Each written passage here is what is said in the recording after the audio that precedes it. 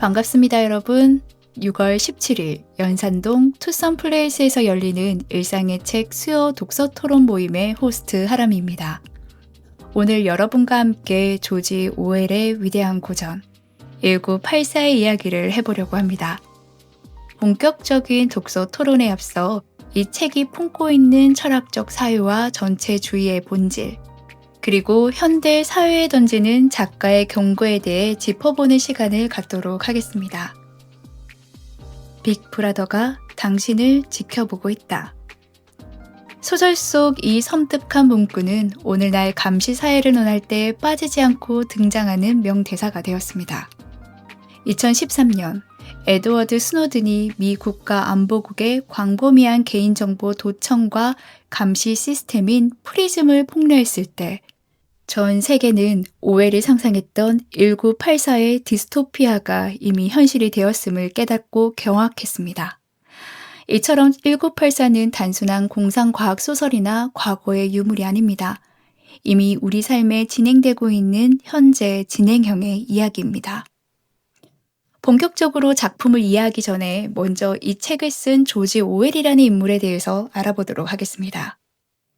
본명이 에릭 아서 블레어인 그는 1903년 영국의 식민지였던 인도의 벵골 지방에서 태어났습니다. 명문 이튼 칼리지를 졸업한 엘리트였으나 대학 진학 대신 미얀마, 당시의 버마로 건너가 대영 제국의 경찰로 5년간 근무하게 됩니다. 하지만 오웰은 그곳에서 피지배 민족을 억압하는 제국주의의 민낯을 보며 깊은 죄책감과 혐오를 느꼈고 결국 사직한 뒤 파리와 런던의 빈민가에서 밑바닥 생활을 자처하며 글을 쓰기 시작합니다. 그의 사상의 결정적인 전환점이 된 사건이 바로 스페인 내전 참전이었습니다. 파시즘에 맞서 싸우기 위해 마르크스주의 통일노동당 소속으로 참전했던 그는 소련 스탈린주의의 세력에 의해 같은 좌파 진영의 동지들이 파시스트로 몰려 무자비하게 숙청당하는 끔찍한 내부 배신을 목격합니다. 여기서 오웰은 권력이 객관적 사실 자체를 규정하고 소멸시킬 수 있다는 무서운 사실을 깨닫게 됩니다. 훗날 이 경험은 동물농장과 1984를 탄생시킨 사상적 뿌리가 되었습니다. 1945년에 출간된 동물농장이 러시아 혁명과 스탈린 독재가 어떻게 변질되었는지 보여준 우화라면 1984는 그 타락한 권력이 궁극적으로 인간의 인식과 영혼을 어떻게 파괴하는가를 보여주는 결과라 할 수 있습니다. 그는 1948년에 이 원고를 완성하면서 연도의 뒷자리 2개를 바꾸어 1984라는 제목을 붙였습니다. 자, 이제 책에 대한 이야기로 들어가 보도록 하겠습니다. 소설 속 1984의 세계는 오세아니아, 유라시아, 동아시아라는 거대한 세 개의 초국가로 나누어져 있습니다. 이 세 국가는 서로 동맹과 배신을 반복하며 끊임없는 영구 전쟁을 벌이고 있습니다. 놀라운 점은 이 전쟁의 목적이 승리나 영토 확장이 아니라는 것입니다. 전쟁의 진짜 목적은 사회적 잉여 생산물을 지속적으로 파괴하여 대중을 굶주림과 빈곤 속에 가두고 체제에 대한 불만을 외부의 공포로 돌려 내부의 불평등한 계급 구조를 영원히 유지하려는 절대적 공생 관계인 것입니다. 이러한 지배를 유지하기 위해 오세아니아의 집권당인 영사는 철저한 인지적, 언어적, 물리적 통제 시스템을 가동합니다. 그 첫 번째가 언어의 통제인 신어입니다. 신어의 목적은 어휘수를 늘리는 것이 아니라 오히려 극단적으로 줄이는 데 있습니다. 훌륭하다를 더 좋다로만 표현하게 만들고 자유라는 단어에서 정치적 자유의 의미를 아예 삭제해버립니다. 언어가 사고를 규정한다는 원리를 이용해 당은 반역적인 생각, 사상체 자체를 머릿속에 떠올리는 것조차 불가능하게 만드는 사유의 거세를 기획한 것입니다. 이 언어의 사고에 대해서는 이전 독서 토론인 보우밀 흐라발의 너무 시끄러운 고독의 토론에서도 잠시 다루었던 주제이기도 합니다. 두 번째 통제 시스템, 기억과 진실의 통제인 이중사고입니다. 이는 모순되는 두 가지 신념을 동시에 마음속에 품고 그 둘을 모두 진실로 받아들이는 능력을 말합니다. 오세아니아의 슬로건인 전쟁은 평화, 자유는 예속, 무지는 힘이 대표적입니다. 주인공 윈스턴이 일하는 진리성은 과거의 신문기사와 역사를 당의 입맛에 맞게 매일매일 위조합니다. 과거를 지배하는 자는 미래를 지배하고 현재를 지배하는 자는 과거를 지배한다는 논리 아래 객관적인 진리는 사라지고 오직 권력이 규정하는 것만이 진실이 되는 끔찍한 세뇌 메커니즘이라고 말할 수 있습니다.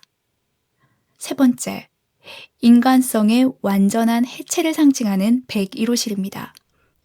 소설 후반부 사상 경찰에 체포된 윈스턴은 애정성에서 모진 고문과 쇠뇌를 받습니다. 닭의 내부 당원인 오브라이언은 권력을 장악하는 이유에 대해 타인의 행복이 아니라 권력은 수단이 아니라 목적 그 자체이며 순수한 권력만을 반할 뿐이라고 선언합니다. 인간이 인간을 억압하고 고통을 가하는 과정 자체가 권력의 본질이라는 극단적 사유입니다. 가장 충격적인 장면은 피의자가 가장 두려워하는 공포와 대면하게 만드는 101호실입니다. 굶주린 짖대의 위협 앞에 이성을 잃은 윈스턴은 결국 자기 자신이 지키고자 했던 유일한 인간성의 보류, 연인 줄리아를 배신하며 줄리아에게 하라라고 절규합니다. 이 배신을 통해 윈스턴의 도덕적 주체성과 영혼은 철저히 파괴되며 그 빅브라더를 사랑하며 눈물을 흘리는 소설 마지막 장면은 육체적 죽음보다 더 끔찍한 인격의 완전한 죽음을 의미하기도 합니다. 그렇다면 오웰이 경고한 이 암울한 디스토피아는 우리와 무관한 과거 이야기일까요? 그렇지 않습니다. 사회심리학자 에이리 프롬은 이 책을 단순히 스탈린주의에 대한 비판으로만 축소해서 읽는다면 그것은 몹시 불행한 일이라고 경고했습니다. 이 작품은 현대의 사회에서 기계화되고 부속품처럼 전락해가는 현대인 전체를 향한 강력한 경고이기 때문입니다.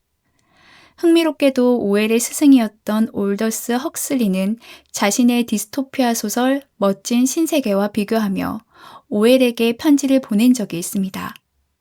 헉슬리는 미래의 지배자들이 무자비한 폭력, 얼굴을 짓밟는 장화보다는 대중에게 항정신성 약물이나 말초적 쾌락을 주어 스스로 노예 상태를 사랑하게 만드는 효율적인 통제 방식을 택할 것이라 예견했습니다. 오늘날 우리가 살아가는 21세기는 이 두 거장의 예언이 기묘하게 융합된 사회로 보입니다. 현대인들은 스마트폰, SNS, 알고리즘을 통해 자발적으로 자신의 사생활과 취향 데이터를 거대 IT 기업에게 내주고 있습니다. 소설 속 빅브라더가 강제적인 텔레스크린으로 대중을 감시했다면 우리는 알고리즘이라는 스마트 브라더의 눈앞에서 스스로를 검열하고 도파민의 쾌락에 빠져 정치적 비판 의식을 잃어가고 있는 이른바 연성 감시 사회에 살고 있는 것입니다. 또한 내가 믿고 싶은 정보만 골라보는 확증 편향, 진실과 거짓이 뒤섞여버린 가짜 뉴스와 딥페이크가 판치는 포스트 트루스 시대야말로 오웰이 경고했던 이중 사고와 역사 조작의 가장 완벽한 현대적 변주라 할 수 있습니다. 권력과 시스템에 의해 진실이 왜곡되고 개인이 스스로 생각하는 힘을 포기할 때 1984의 악몽은 언제든 우리의 현실이 될 수 있습니다. 자, 여러분, 오웰은 우리에게 정해진 비극을 선고한 것이 아니라고 생각합니다. 이 책은 이런 비참한 악몽이 종말이 되도록 방치하지 말라는 후대를 위한 선대의 인류애적 선물이 아닐까요? 우리는 17일 수요일에 본격적인 독서 토론을 진행할 것입니다. 여러분 스스로에게 이런 질문을 던져보시기 바랍니다. 첫째, 우리가 자발적으로 데이터를 제공하는 현대 스마트폰 알고리즘은 빅브라더보다 안전한가? 둘째, 가짜뉴스와 정보 편식의 시대에서 우리는 권력이 주입하는 내러티브에 빠지지 않고 온전히 스스로 사유하고 있는가? 마지막으로 철저한 감시와 통제 속에서도 끝내 잃어버리지 말아야 할 참된 인간성이란 무엇인가? 이러한 화두를 바탕으로 6월 17일 연산동 투썸플레이스에서 여러분의 다채롭고 치열한 생각을 마음껏 나눠주시기를 기대합니다. 지금까지 진행을 맡은 호스트 하람이었습니다.